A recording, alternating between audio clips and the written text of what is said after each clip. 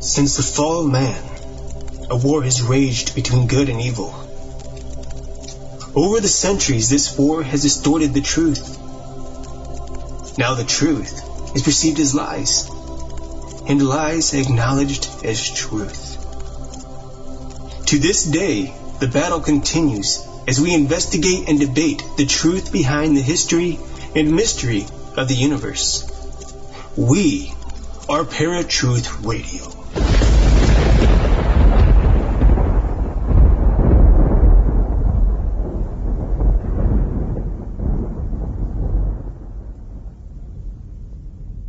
Eric and Justin have found their way into the world of the paranormal after a number of incidents involving the spiritual world. Since then, they have produced several radio shows, short films, and video feeds. But nothing has helped develop them into the team that they have become, quite like the hair-raising experiences that they witnessed during their time as paranormal investigators. These are the stories of the NSPS. Now Paratruth presents Ghosts Among Us, the intro. What's up, Parafans? My name is Eric. I'm Justin. And you are listening to Paratruth Radio right here on the Paratruth Radio Network.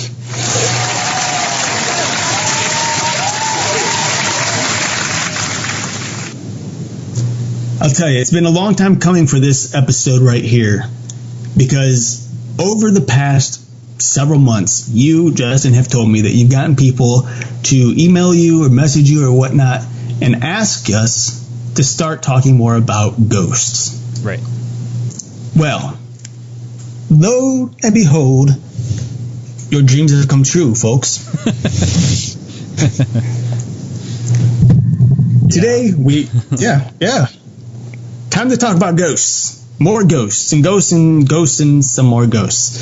You see, today we're going to start basically a 3, 4, maybe 5-part series. We'll see. It depends. Yeah. It depends. But we're going to start a series here. And unfortunately, the series will not expand sequentially. But we're going to do this episode and then a couple weeks from now. You know what? I know. I'm proud of you. I'm proud. As I said, I was questioning whether or not that was correct. That's actually, that would be so. That would be right. There's times, actually, just this past weekend, where I was talking to Savannah about something, and she's like, "That is not right." I guess it is. She's like, "No, it's not."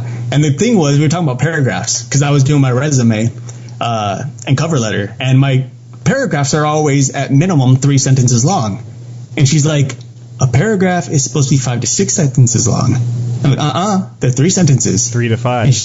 And she's like, "No, in college it's 5 to 6.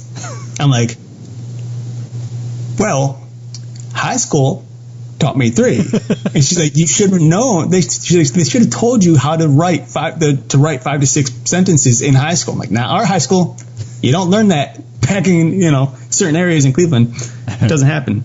Well, but if you since I was writing the book, I had to Google how big is a paragraph.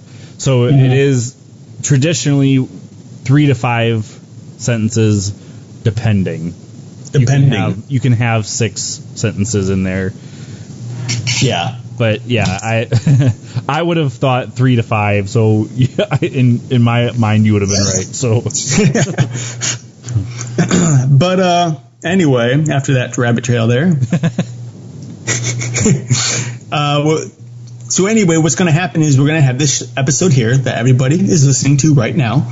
And then in a couple of weeks, we're going to continue on with this series and do the rest in a row, I think is probably the best way to go. That's what we're going to do, yeah. We don't want to split it up. Obviously, that's not what we wanted to do. Unfortunately, just the way our circumstances are right now, and with guests coming on in the next couple of weeks, we had the opening here, and we decided to go ahead and do the intro to the series, and then in a couple weeks, again, we'll do the rest.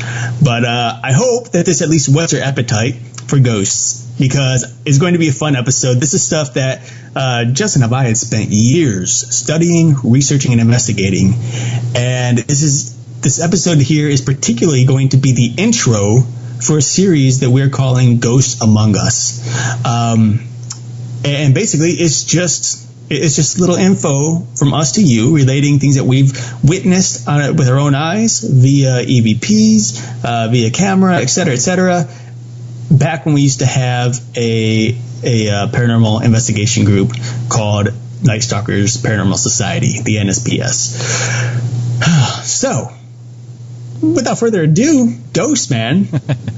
Yeah. It's been kind of a while since we talked about ghosts.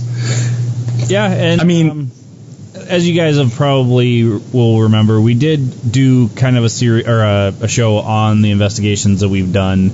I think it was more along the lines of getting other people's ghost stories as well. But it's been quite a while since we've done it. So Eric had actually found his old digital recorder from way back when. Yeah. And long time ago. He's finding EVPs as well as just hearing the experiences that we've had. So yeah, and I'll tell you what.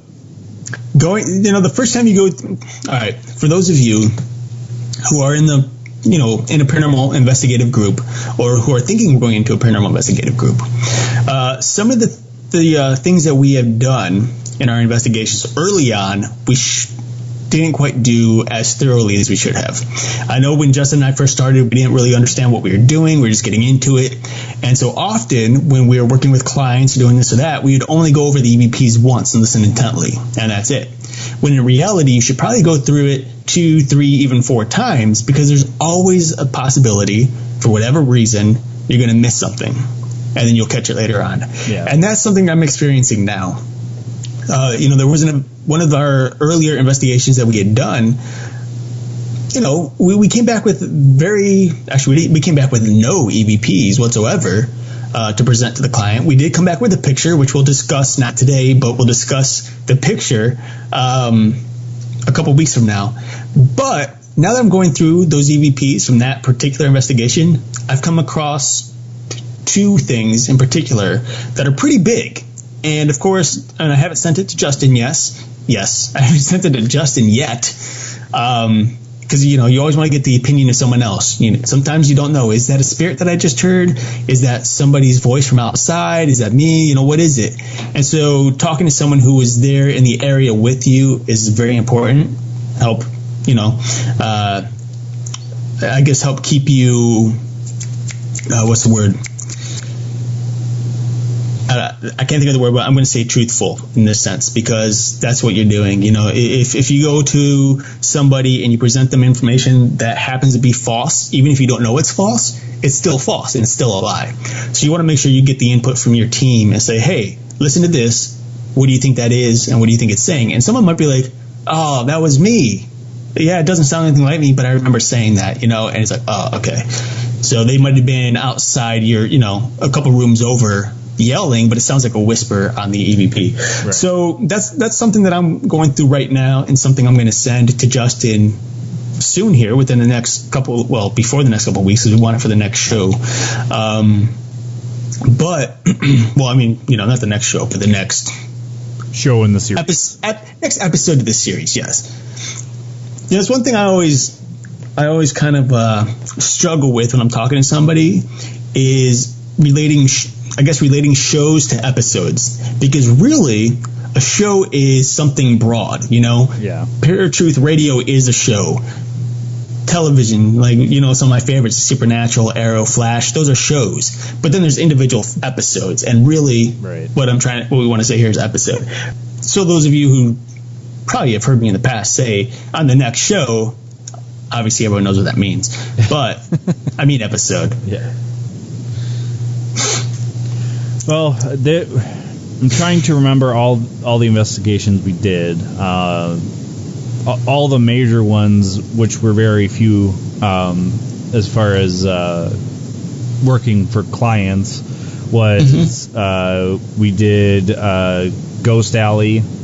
We did a residential home for a ghost team that we had kind of started working with together collaboratively. We did, I don't even remember the name of the bar, but we did a bar. Oh yeah, I can't either. I'll probably find out when I go through the EVPs. Yeah. Let's see, what was the other major ones that we did? Jeffrey Dahmer's home. I think that's all the major ones we did. We did Rockefeller Center as well. I forgot that. Which is actually one of the earliest I think that we'd done. Was it? Maybe one of the. Yeah, I think it might have been one of the first actually. Because if I'm not mistaken, I know that Ghost Alley was, I think, the last that we had done for the major properties. Okay. The Ghost Alley and the residential were kind of in sync. We did them on the same night.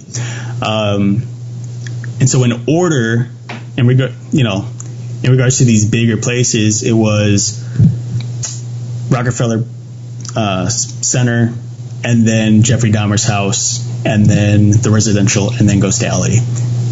And then the final one was the bar, I believe. Yeah, that sounds about right. But we had some that were just our group doing it in public places. I forget what lake it was that we went to, but we did one at a lake. When Eric and I first started, it was just him and I, and we went to Columbus and did an investigation.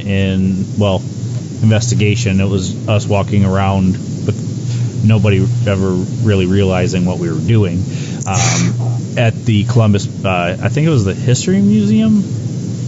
Yeah, that one was the History Museum was that Columbus? I'm trying to think because I don't know if it was the History Museum in Columbus or Cincinnati, because one was the History Museum, the other one was the cemetery. I forgot we went to two. Cincinnati and Columbus. That was like a several-day trip that we did from Cleveland to Columbus to down to Cincinnati. And we also, again, sometimes you want to do an investigation, but you don't want to go through all the paperwork and this and that. So you hide certain elements, like the name of the place you're investigating or certain people. So there was a restaurant that we stopped at in Ohio. And I think I want to say it was like in the Medina area, maybe. I can't remember offhand. Yeah. But it was on our way to Columbus. And we decided to stop there, got a burger, wasn't very good. But, that's beside the point. And we actually had our voice recorders sitting on the side of us, either on our lap or on the table, and we just let it play. And just let it go during the entire dinner. And we just, talked, and we talked with the waitress and just went about our normal business, because sometimes you never know, if there is a spirit there, it may want to say something or respond to something you're saying. Not saying that these were actual human spirits that we were trying to talk to, but at the time, that's exactly what we thought and believed we were reaching out to and talking to. Now, of course, there's different beliefs here. Obviously, it's changed over time. I go a different path than Justin does, but besides, or regardless, we don't really have real proof one way or the other. Right. Whether or not human spirits do communicate with us or not. Don't know. But, that was a fun trip, man. Yeah. That was a really fun. That was literally an entire trip across the entire state of Ohio just doing investigations. And I think one of the funnest things that we did, funnest, that's not even a word, funnest, just one of the most fun things that we had done. See, every once in a while, there's a little bit of college that comes out. Correct myself. Is not really during the investigations, but it was actually our off time, either before or after investigation, such as the bar that Justin and I went to. And we weren't drinking, of course. We never drink. But we did play pool, and it was cheap.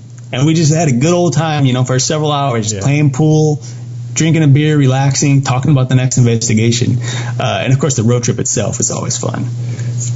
Yeah, and I'm trying to remember the trip. It's been so long now. There was a couple of bars that we went into. One of them, though, was like, it was very musty and just didn't really want to be there that long. Yeah. It was, that was a weird night because, we went to a couple bars. The first one was like, we'll have a beer and then let's go. Let's get out of here. And then eventually we found our way to this really nice bar where it's just, there's music playing, there's, pool table, everything's, it seems like a nice atmosphere. We'll stay.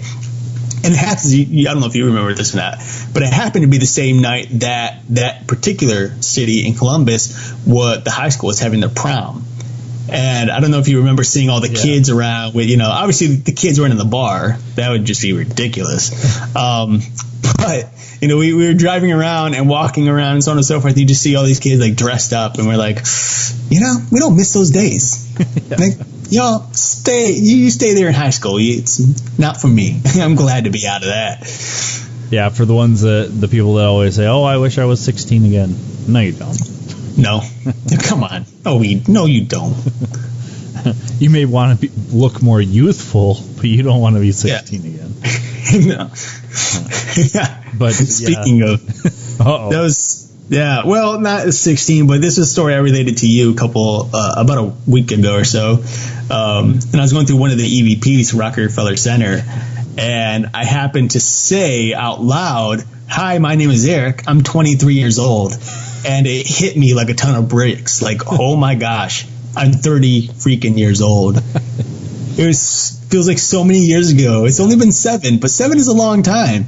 And I'm just like, dude, I remember that entire night like it was yesterday. And it was 7 years ago, I was 23, and I was not thinking about 30 whatsoever. And now I'm 30, still in school, don't have a job, and I'm doing a radio show.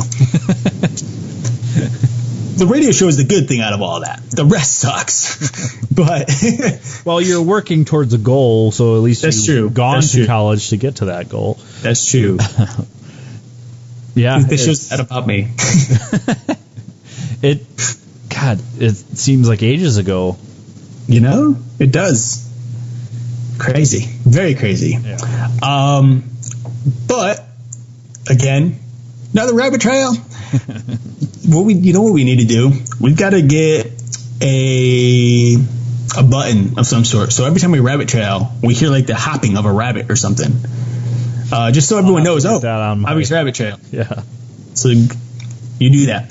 But a couple of other places that we had visited as well. We stayed more so in the Cleveland area. I know we wanted to expand quite a bit, and we didn't. But one place in general was the canal, the Erie Canal, up in Cleveland, Cuyahoga area.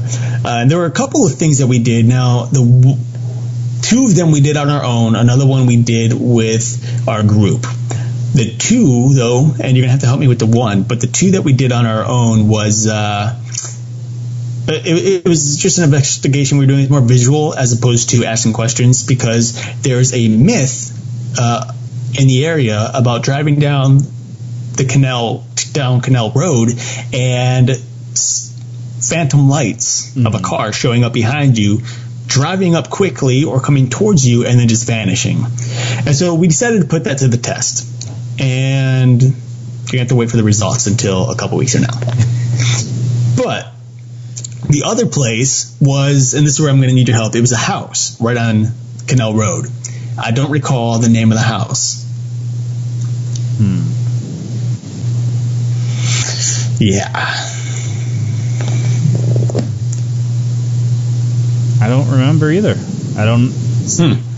Well, I'll tell you. I know where you're talking about. I remember where you're talking about, but I can't remember the name of the house. Okay. So it was an older gentleman's house. I think the house was built in the 1800s, if I'm not mistaken. I could be wrong. Late 1800s, early 1900s. And we couldn't get into the house because it was being remodeled. But we decided to do an investigation around the outside, and we just spent some time out there, asking questions, taking photos. And I think we came across some interesting, mysterious photos. Nothing that was definitive, but definitely mysterious. And I don't recall ever getting any true EVPs from that investigation.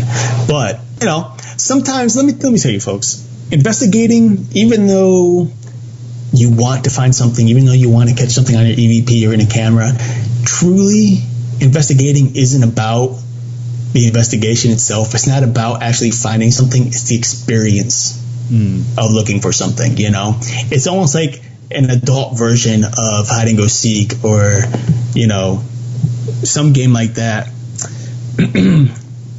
where you're just trying to find the little Easter eggs. And sometimes you don't find any, but you have a good time doing it. Yeah. What was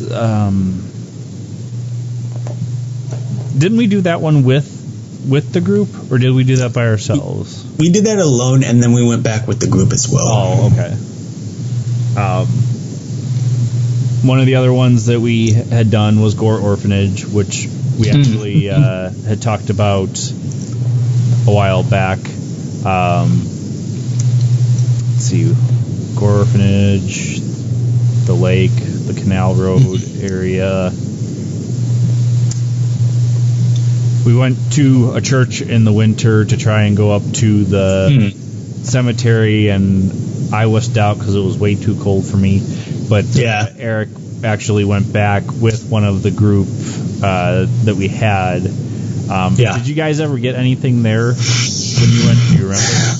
No, we didn't really get anything. The experience was quite interesting, because now the theory about going up there is that the area, and it's really weird because it's an abandoned cemetery, really old gravestones from the 1600s, et cetera, et cetera. And the claim was that they were in the shape of a pentagram. Now, what's interesting is that they do the whole thing forms a giant circle. Now, I didn't notice it actually, you know, being in the shape of a pentagram or anything like that, but there was evidence of seances and stuff like that happening up there. Some of the headstones had pentagrams written on them, or drawn on them, I should say, had weird writing written on them. Don't know what it was, maybe Latin. I don't read Latin, so I don't know. Just weird symbols, stuff like that. And so, yeah, you know, we went up there, asked some questions. I took a bunch of pictures, and I don't recall really coming back with anything. But the feeling up there was super heavy. You know, there's this hill. You start at the church, and there's this big hill. And it took us maybe 10, 15 minutes to walk up it. And once you get to the very top and you enter the cemetery, there's just this, at least at the time, there's just this heavy atmosphere that falls upon you. And some of you know exactly what I'm talking about. If you've ever experienced demonic affliction or oppression, you know, there's just that, or, you know, some kind of spirit manifesting itself, or, you know, negative spirit, it just weighs you down. It's hard to breathe. The atmosphere is thick, and you get this sad, you know, this depressed kind of feeling, you know, when you're there. And so that's something that I experienced, and several others experienced as well when we were out there. So that in itself was pretty interesting. Yeah. And one thing that you guys will probably hear us say throughout this this series that we're going to do is more so the feelings, people's experiences. More times than not, when you're doing an investigation, that's all you really have to rely on. Doesn't point to a haunting or anything. It's just something weird that happened. Yeah. So I mean, anything you see on the TV shows is 90% of the time, that stuff you're seeing on TV isn't happening. You know, mind you, those episodes are only an hour long. So they only show you an hour's worth, and most of it isn't even an hour's worth. You know, there's like so much explanation about it during the show. But they're there 8, 10, 12 hours sometimes. And all they can do is make an hour worth episode that has maybe 2 or 3 pieces of evidence that they can show you. Right. So, you know, you can figure how boring it can get doing an investigation. It's interesting, and it can be fun, especially if you're working with the right people, you know, in the group. Yeah. But which, you know, we've got stories, let me tell you. Yeah. Make sure you choose your group wisely, because sometimes it comes back to bite you. Yeah, and I know exactly who you're talking about, too. Yeah, you know, and I think that's actually something we can cover. Obviously, we won't say any names here. But, you know, again, we don't recommend going out necessarily and doing investigations. It's something that is much like the Ouija board. It's going to invite spirits in, and in particular, evil spirits in.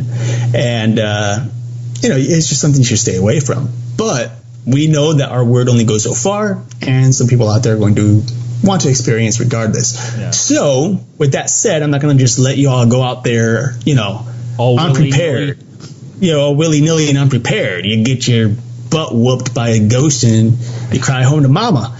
But then they blame us and the whole legal thing. Yeah, and then we're in court, and I'm just sitting there and I'm saying, I told you not to. I told Yeah, I told you not to do it. Don't get mad at me, your stupidity. But when you're putting a group together, a paranormal investigative group together, one thing you want to make sure you do is interviews. Some of the people that we've contacted, actually, I think all the people that ended up in our group, we had met through Craigslist, I think, or at least some of them.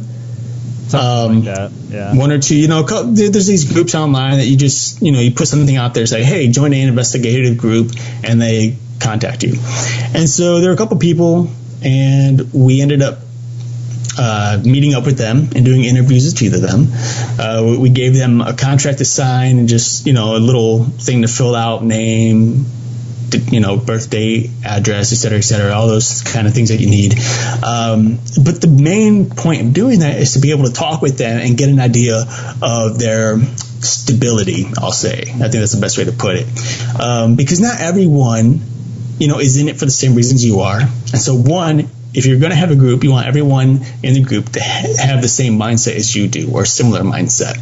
Not that everyone, don't get me wrong, everyone should be able to bring something new to the table and something different. Yeah. But your overall, end game is to have is to look and hope for the similar, I guess have a similar connection to what you guys, what you want, from your group and from an investigation. So there's this one guy, we'll call him Henry, and I think he's the first guy on our team, if I'm not mistaken. And I don't even know. I'll have to wait for you to tell me who you're talking about first. Well, the guy. Oh, the guy. No, he wasn't the first. He wasn't? Are you sure? I'm positive. No. It was the two younger guys that we had on first. Well, it was years ago. Come on. I don't remember this stuff. We had to ask him later because the one guy had decided not to do it anymore. Yeah. I remember now. See, that's why we have a team. Right there. So anyway, I'm not going to So we got Henry, which is the guy that we weren't pleased with. And then we got Jack, okay, who was actually very good at what he did, We got along with him really well. Yeah. He loved hanging out with us. He loved going out and doing the investigations. And it was just a great time. But the story here is about Henry. Henry seemed pretty decent. He seemed cool. He seemed interested in the same things we were interested in. He's a go-getter, ready to do whatever had to be done. Well, time goes on, and things seem all right until we're at a particular investigation, which was the bar. And again, we don't remember the name of the bar, but there's this one bar we actually went in. It was a client of ours. We went in to do an investigation, and the client decided to stay there. They decided to stay in the grocery section of the bar because there's like a grocery store / bar / gas station, I think, or something like that, which is weird. Alcohol, gas, and groceries doesn't seem like a good combination at all. I think it was a small town, though. So yeah, it was a small town. But anyway, so we're there doing the investigation, and the owners are sitting in the grocery area just, waiting for us to get done. And so Henry, at some point during the night, decides he's going to take some pictures. Fine. But then he goes over to the owners, and he starts showing them what he found and telling them that they have a spirit there. Well, first and foremost, folks, that's a big no-no. You don't tell somebody there's a spirit there until you have all evidence and you've reviewed all evidence. Because otherwise, you could be telling them a complete lie, which is what this guy was doing. We had no EVPs that we had listened to yet. The only photos that we had so far that have even truly been looked at were his, and he was the only one to look at them. With a camera he personally modified, by the way. With a camera that he personally modified, which again, modifications, I personally don't recommend them unless you're going into infrared modifications or something like that. Right. But the modification that he did, even the slightest movement would create streaks of light across the screen. So if you were, say, looking at a lamp or an overhead light, such as the one above me right now, which those of you watching the YouTube channel would see, if you were to take a picture of that, just standing there, mind you, you're definitely not going to take a still photo standing in one spot. Okay, there's always going to be movement. So with this modification, even the slightest breath when you snap the picture is going to create a huge streak across the entire screen because it's just manipulating the light. That's all it's doing. Yeah. It's the camera doing it. But he was fully convinced, or at least in his mind, he wanted to fully convince the owners that the streak of light that he caught, which was being formed by the camera because of a light that he took a picture of, he was fully convinced that it was a ghost manipulating the light and not his camera. And the moment we heard about that, it was just a big, red flag. And from there, it just kind of went right downhill, right? Yeah. So later on, I think it was about a week or two later, we find out that he's on another investigation with another group and didn't bother to tell us about it or anything. Now, mind you, there were no contracts quite saying you can't go on investigations. That's fine. But you would think that when you're working for a group and with a group, that you would at least be open enough to tell somebody on the group, hey, I got this investigation over here with such and such. Is that all right? Do you guys have anything going? Or, And at that point, it's like, yeah, go for it. But instead, he lied about it. And then when we called him to ask him about it, he argued. He didn't just say, I'm sorry. I should have told you guys, since we're a team, it won't happen again. But instead, he argued with us, telling us how the only reason that we are who we are was because of him, that we would have no group if it wasn't for him, et cetera, which is obviously a huge lie. Everything that we did on our own. We found all of our, all the places, all of our clients we did on our own. We found on our own. We talked to everyone one-on-one on our own. No one else in the group was allowed to talk to clients. That was strictly a job for Justin and I. Yeah. And so he comes up with this huge prideful speech about he's better than us. He's been doing it longer than us. The only reason that we are who we are is because of him, et cetera, et cetera. And Justin texted me about it and told me, and I said, kick him off. Because that's something that Justin wanted to do, and we agreed. And so that same night, he was gone. Hadn't heard from him since. Thank the Lord, because we didn't want to hear from him since. But with all that said, you'll save yourself a lot of trouble if you thoroughly investigate the person or the people that you want to bring onto your team.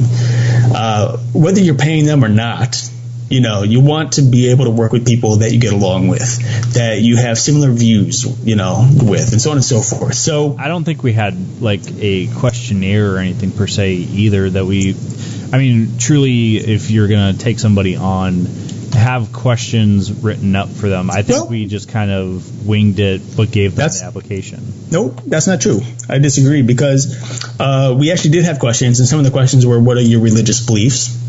What kind of medication? Are you taking any medication? Anything that can impair their judgment or what they see? Obviously, if someone's on some kind of drug that it causes them on occasion to hallucinate or something like that, you don't want them part of the team, or at least not part of the team that's out, doing the investigations.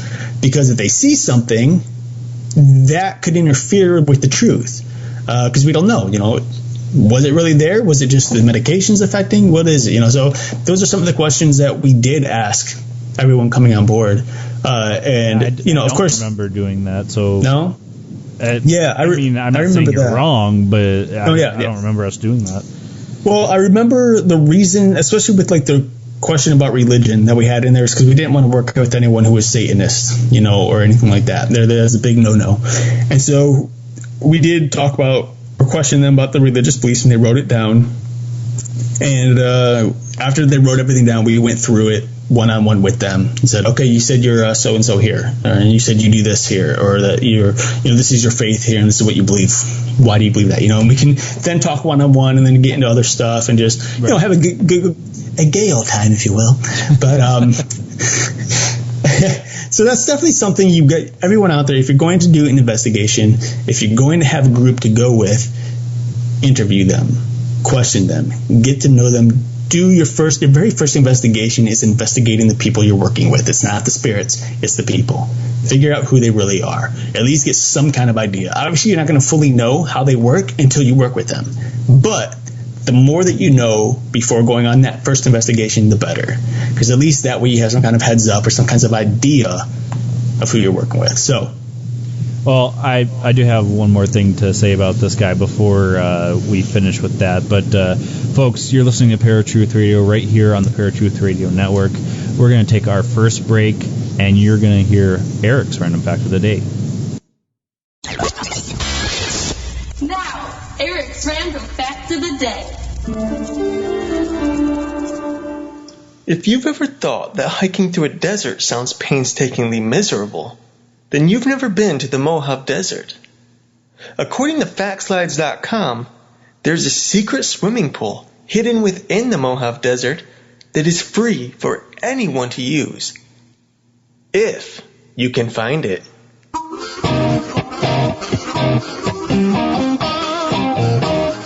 This was Eric's random fact of the day.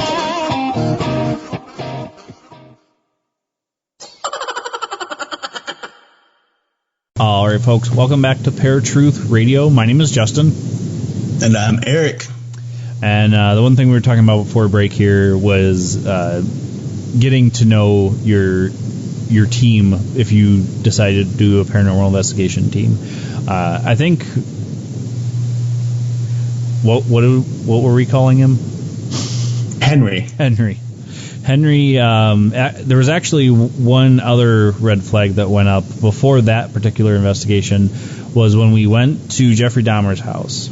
He had a picture where there was a mirror in it. And he manipulated this picture so much that the mirror looked like it was a portal. And that's what he said. Look, there's a portal in the mirror. No, you had a flash on your camera and you manipulated the picture so much that it looks like it's splittering. No. Yeah. No. You know, we had a lot of issues with Henry, you know. Same thing at Rockefeller Center. We had a huge issue with just him going overboard with how loud he was being during the investigation and flirting with girls that were way too young for him to be flirting with. On people. And, you know, it's just like, what the heck are you doing, you know? So, obviously, he had a lot of issues. I'm not going to lie. I don't have much respect for him because of the way just his work ethic is terrible. And unfortunately, you know, if you don't want people to respect you, then don't be an idiot. You know? I mean, grow up. You know, if you're going to work hard and work right. Don't manipulate things. Don't tell lies. And don't pretend to be someone that you're not. And definitely, especially for those of you who are thinking of joining someone else's investigative team, don't put yourself above your boss or the leader of the team, if you will. Right. But the reverse goes as far as investigating people as well. If you're going to join a team, investigate that team before you make an application or inquiry or whatever, because you don't want to be associated with a team that is not a good team compared to the vice versa of not having a good person on your team. So yeah, and if you're the head or the leader of your team, don't think yourself above your teammates either. You know, be humble, be on the same level as them. Obviously, if you know something more than they do, break it to them easily. You know, don't just say, oh, I know better than you, I've done this longer, so on and so forth. Just say, well, in my research, I found such and such. Give them the source, and then boom. All right? You're credited. Just don't be an a-hole, basically. Yeah. I would encourage you guys, if you are not going to take Eric's advice and start a paranormal team or do paranormal investigations, one of the biggest things is to also research what you're getting yourself into. It's not for the faint of heart. As Eric said, just like anything else, you're opening a doorway, and you will have things following you home. You'll have things tormenting you if you don't protect yourself, on top of, you know, just learning the tricks of the trade. And I think a lot of people, I mean, that's how we started out, but eventually we started learning the and that's where it is. It's when we first started out, we weren't fully experienced. We messed up on a couple of different things. We had things follow us home, which is something that you're going to tell us in the near future on one of the next episodes here. And bad things happen, Yeah. And I think that the good thing about Justin and I going through that already and experiencing it, for those of you who have yet to experience it but plan to experience, investigate the investigative lifestyle, you're listening to two people who've been through it already and are trying to guide you away from experiencing those same things. Because let me tell you, the truth is, no matter how cool you think it would be to see a ghost or how cool you think it would be to, interact with any kind of spirit, it's not nearly as cool as you think it is. Because the majority of spirits out there, and you can check with any negative or any investigative team, the majority of spirits out there are going to attack you. They're going to be negative. There's no spirit that follows you home and says, "Hi, I'm Mr. Cupcakes and Candy Canes. I'm Casper." Yeah, it's not going to happen. There's always going to be negativity, and it's something you need to understand. You're getting into a world of negativity. The paranormal isn't, it isn't some fun house. It isn't all about cotton candy and unicorns. It's not. Sure, it has its moments, or it's pretty cool. But that coolness disappears very quickly once you truly understand and experience the darkness that lurks in the shadows. So just something to give you everyone a heads up on. If you can and you're willing to stay away from investigating, don't do it. Period. Okay? And this is coming from two guys who are credible. We have a ton of experience in it. And we're telling you right now, just stay away. It's going to be better for you. Well, and regardless of what you believe, whether you believe the more Christian side that they're all demons, or you believe that they're human spirits, if a human spirit does end up staying here, like you how can I put this? Say, just for argument's sake, it's human spirits, not demons here. If you decide not to cross over and you stay on this side of the veil, more times than not, I would get pretty upset with myself and start turning into this negative, nasty spirit and want to lash out. So why not any other spirit, even if they are not demonic spirits, is what I'm saying.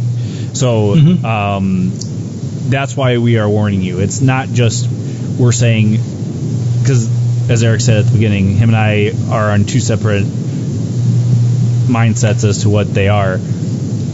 If you think they're demonic, then they're probably demonic. If you are thinking they're human spirits, I would say that more times than not, a human spirit, if a human spirit does stay here, will eventually turn into a negative spirit because they regret things, or maybe they were just nasty in real life. But I don't recommend it, especially if you don't know what you're getting yourself into. Yeah. And on the other side, I don't want everyone to think like, oh, well, demons will be bad and good ghosts will be good. Because the truth is, even demons will be good to a certain level, Right. They're going to do everything they can to manipulate you, to trick you, to pull you in. And once they have you in, that's when the bad's going to happen, and you'll already be stuck. You'll be in a predicament, in a situation that you can't get out of, not easily. So just always be aware of what you're dealing with. Always be aware of your surroundings, and always be careful to take precautions with what little precautions there are when investigating. And for those of you who happen to be Christian out there and still plan on doing investigations, I understand sometimes, you just want to know. Don't think that because you're Christian, you're immune to demonic attacks, because I'll tell you now that you're probably more prone to them. I've talked about this numerous times. Satan wants nothing more than to destroy God's people. And if you're going to investigate, you're pretty much calling him to do that. So just beware. You are not safe from demonic attack if you're a Christian. So don't think that you are. Well, one thing that I had said something similar to that when I had Kay on to talk about demonic possession, and I had a couple people tell me, well, it's not just Christians that are attacked, or it's not mostly Christians. And to clarify, I wasn't saying that they are. I'm just saying that Christians can be attacked, and sometimes that is usually the more ones that we hear about because a Catholic priest gets involved, or there's an exorcism or something like that. And more times than not, those people are of a Christian faith. That's not to say that other people from other religions aren't attacked or atheists aren't attacked. They would never tell you they were attacked because they don't believe that. But there are other people that are attacked. I just want to clarify that because that's not what I was saying on that specific episode. Right.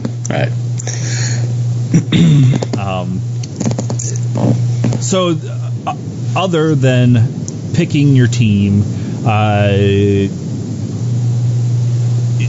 you can start out with just a simple recorder and a digital camera. I think that's all we ever used, except for when we would team up with the other team that had the expensive equipment. Yeah, the expensive equipment. But I mean, you've seen it on the shows. People use infrared cameras. They start getting into ultraviolet cameras. A bunch of very advanced technology for trying to find out what these things are and if there is something at a particular location that they're at. The one thing that I think Eric and I would both agree on is to not provoke. Right. It's not your place to stay. So especially if you're doing residential or business. If you're doing in an abandoned place, okay, I could see you doing that, but I wouldn't recommend it because of the potential of attack. Well, and and this is going on the grounds of whether it's demonic or otherwise. Right. If you're attacking somebody, chances are they're going to fight back. Right. So, provoking is attacking verbally. That's all you need to know. I mean, Come on. This is human nature. You should know what happens when you provoke someone. So just something to stay clear of and be careful of. The other thing that would be, and this is on my side because, Justin and I, we're talking about doing investigations this summer, going to some ghost towns. But we may not do them the same way that we used to do them. At least I won't do them the same way that I used to. I actually... When Shelley and I went to Sims, I just turned on the recorder. I wasn't asking questions or anything. Yeah. And I know that's exactly where I think you're going with that is. That's exactly where I'm going, yeah. So, asking questions, that's when the doors begin to open. Now, mind you, there's so many ways for doors to open. But to stay on the safe side, it's best not to ask questions. Go in, just talk to your friends, whoever your group is, whatever. Take pictures. Leave your recorder running in different rooms. You can have it run for so long in one place and move to another place, et cetera, et cetera. That's it. That's your investigation. And, of course, figure out the history of the place. Have there been other residents there? Had they experienced things? Have there been any police, calls to the police about some kind of disturbance happening in the house, things like that. Anything that could disturb or create some kind of spiritual awakening, if you will, negative spiritual awakening. But, you don't have to go in and ask questions. You don't. You can get just as many answers by not asking questions as you can and asking questions. The only difference is by asking questions, you're opening that door to yourself. By not asking questions, it helps you keep that door closed. So just something to think about. Obviously, not everyone is going to take our advice on that, but at least think about it, At least do us that favor. Some of the best EVPs that people have caught is not asking questions. It's just sitting there. Yeah. And I'm not recommending to you guys, again, like Eric said before, I'm not recommending you go do these things, but you're going to go do them regardless of what we say. So, I think the biggest thing is just making sure you know your surroundings the entire time. It's very easy, and with us going to ghost towns and wanting to do some investigating there, and going into a place that could possibly be dangerous, you need to know exactly what's around you at all times, as well as knowing, like Eric said, the history of the place. You don't want to run into problems and then you're up poop creek because you didn't do your pre-investigation. Right. And it's a lot like film. There's pre-investigation, there's principal investigation, and then there's post-investigation. Pre-investigation is getting all the understanding of the place, of the clients, et cetera, knowing what kind of equipment you want to take with you, everything that you can possibly think of. Principal investigation is the time in which you actually go do the investigation, and then post-investigation is reviewing all of the evidence that you have and bringing it to the clients. That's what it is. That's the same thing with film. You figure out what shots you want to shoot. You figure out the script. You figure out what equipment you want to use. Principal for photography, that's actually filming the movie, and then post is all the editing. So same thing. You can figure this out in a number of different ways. It's not rocket science, but there is a certain technique I think you need to have and that you need to follow when investigating. You go in there half cocked and blinded, you're screwed. So just something to think about. But moving on from there, because I think we got that part pretty straight and narrow. Ghosts, man, ghosts. I think it would be interesting, and I know we've discussed this in the past, but and not to go into too much detail, but since this is the intro to the entire thing, I think we should at least talk about why we got into investigating and why we started the NSPS. Yeah. Some heck of a lot of thought there for that one. Jeez Louise. Well, I think one of the biggest ones was just watching the shows that we watched, Ghost Hunters and whatnot, and I think that's what got us interested into the hunting part of it. I think throughout the years, I had several instances where I had experiences where things didn't add up. Like the one time I was staying at my dad's and saw a shadow, which I thought was him, got up and it disappeared.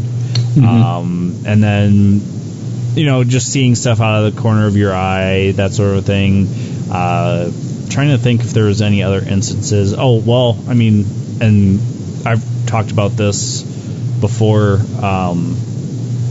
I had experiences with the Ouija board, and just that stuff alone. And mind you, folks, at this point, in my head, I believed that I didn't believe in a higher power, that there was nothing else, that you live, you die, that's it. There's nothing else. So why was I doing a Ouija board and whatever? I guess just mere curiosity. But at that point in my life, I didn't believe in any type of religion or any type of afterlife. So maybe that kind of opened the doors up even more for me. Yeah. Well, and for me, it's a similar boat. I told everyone about the dark experiences, but that's not what led me to investigating, because the dark experiences didn't happen until after investigating. But if I remember correctly, anyway. But it was after we started doing investigations and whatnot. Because that was when you were led back to Christianity. Yeah. So, I grew up Roman Catholic, and by the time I hit 16, it was, I believed in God, but I didn't really care. It was one of those things. So I, too, dabbled with the Ouija board. Me and my sisters, we had quite a few negative experiences. The last one really just put the nail in the coffin, if you will, where we were asking questions, and the what do you call it? The little Plant. thing that you move. what he just said, started to get really, really hot. To the point where me and my sisters all had to pull our hands away. And from that moment on, my mom took the Ouija board away and wouldn't let us play anymore when we were kids. Also, we lived in a haunted house. It was a house that my parents always told us was a haunted. My mom in particular always told us was a haunted until one specific evening. It was New Year's. And I think I was probably around 16, 17 when both my mom and my uncle, who grew up in the house, told us that they had experiences as they were kids as well. And it's the same experiences that me and my sisters experienced. Noises in the basement, someone or something walking up and down the stairs, shadows and other weird things. Sometimes out of the corner of our eyes, sometimes otherwise. I know my sister saw me sitting above myself one night, which doesn't make any sense.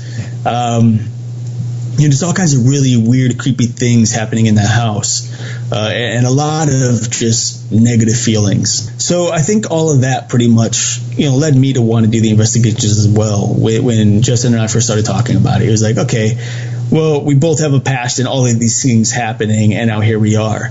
And of course, I think the thing that put the nail in the coffin, but that really drove me to want to do the investigations, because I remember both Justin and my first investigation was at my house, which is my parents' house where they live right now.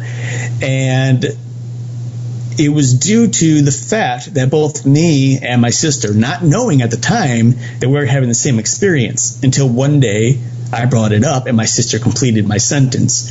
And I used to hear an older woman or some kind of woman whisper in my ear, and she would call my name, and she would always say, Eric, like that. And right before, at that moment we were almost asleep, but not fully asleep. You know what I mean? And so it would always make me jump up. And I remember that happening night after night after night after night for weeks. And one day I was in the kitchen. My mom and my sister were there. One of my sisters, my sister Erin. And we were talking, and I just said, you know what? I forget. We were talking about ghosts, because they're talking about seeing a green or blue orb in the house. And we've all witnessed the orb. Okay, I've even witnessed it the past couple times I've been there, so it's come back. And during that time, I said, what's really weird and creepy is sometimes when I'm falling asleep, I hear someone whisper, and Erin jumps up and she says, and it goes like this, Erin, same exact thing that I heard. And I said, yes, oh my gosh, yeah. And she's like, I hear the same thing every night as well. So obviously, when you still got numerous people coming around to say the same thing, obviously there's some kind of truth to it. Right. Or could be some kind of truth to it. So yeah, that's the stuff that got me really interested in the investigation process, and wanting to do investigations. So. And the house that Eric is talking about, as much as I loved spending time with the family there, I always got an uneasy feeling being in my grandparents' house that eventually became Eric's house, and now is my brother's. Oh, that one, house. Yeah. And which is also interesting, because I'm not going to mention names just for whatever. Actually, it doesn't matter, because I'm saying last names and it's family. So, I care. No, but Elena, Justin's brother's oldest daughter, she's been really interested in the paranormal lately, over the past couple of years, which is really, really weird and interesting. And she claims to see things at the house, and apparently talks to things and so on and so forth. And I know there have been numerous times where my mom and my cousins have, I call her my cousin, but my cousin's wife will bring up to her and say, hey, you should talk to Eric about this. He's into all the paranormal stuff. You'd have a good conversation with him. And I know I've talked to her about it in the past, and it's really interesting stuff. I mean, creepy stuff, man, especially for a girl that age. But it's weird, because this is the third generation in our family to live in that house, and she's experiencing something as a kid, just like the rest of us did. So it's really starting to prove that there is and always has been something there. What it is, I don't know. I think I should probably do some real investigation and find out the history of the house. Really, we never did do an investigation. We never did that. No, we haven't. So, creepy stuff, things start adding up. You start seeing little incidents here and there that are like, wait a second. These are all very similar in a very weird and mysterious way. So, all right, folks. So we are at that time where we are going to take our second break of the evening. You are listening to Paratruth Radio on the Paratruth Radio Network, and we will be right back after Justin's Paranormal Headlines. And now, Paratruth Radio's Paranormal Headlines.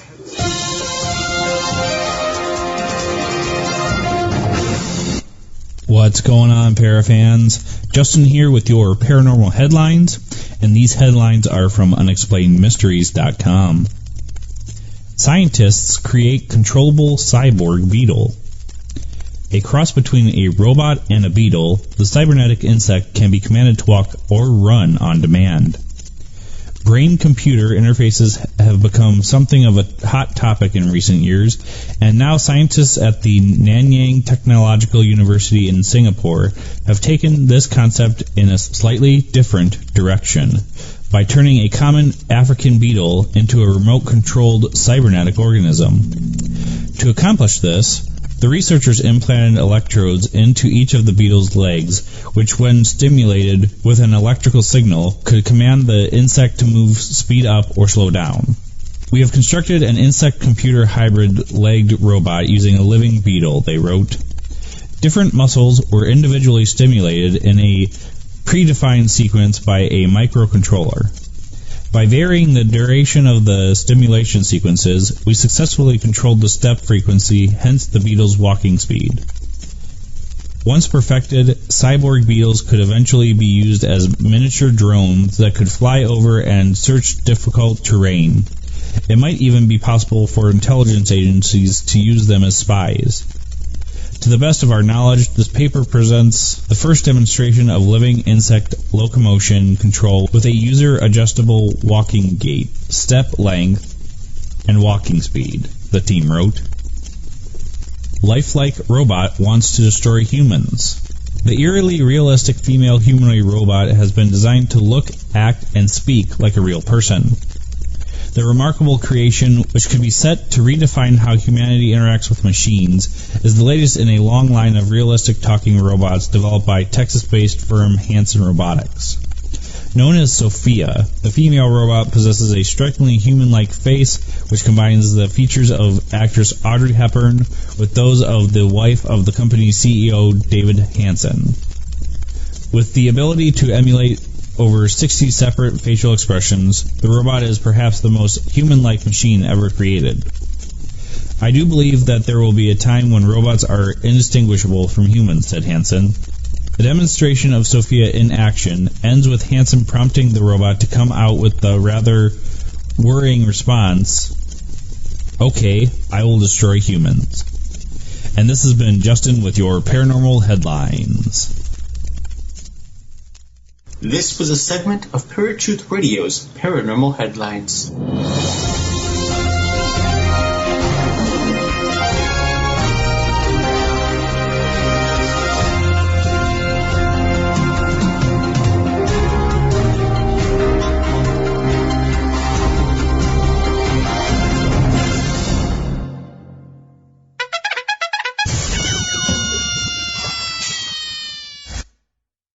What's up, folks? Welcome back to Paratruth Radio, part of the Paratruth Radio Network. My name is Eric. And I'm Justin.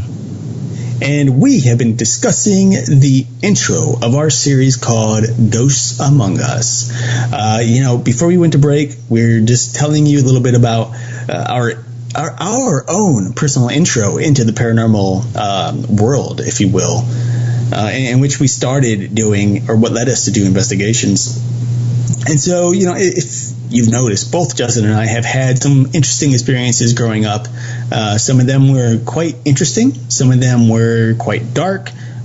All of them had led us to this point right here today, in which we have numerous radio shows, a couple of short films, some video feeds, and, of course, the old NSPS, the Night Stalkers Paranormal Society, in which we actually did investigations and had gained quite a few experiences to make us the men that we are. Well, one of us the men that we are. The other one, the lady. Oh, come on now. We just got done talking about Henry lying. Let's not put you in the same boat. I don't want him one day. Scream like a little girl doesn't make me a woman. I don't want one day to call you Janet or something. Let me tell you the story about Janet. He used to be. Wait, he? Yes. Anyway, that is nothing negative to the ladies out there who are listening, by the way. I respect you all very much. See what I did there. That's how you keep your cool with the ladies. Just remember that. Yeah. Yeah. Hate mail.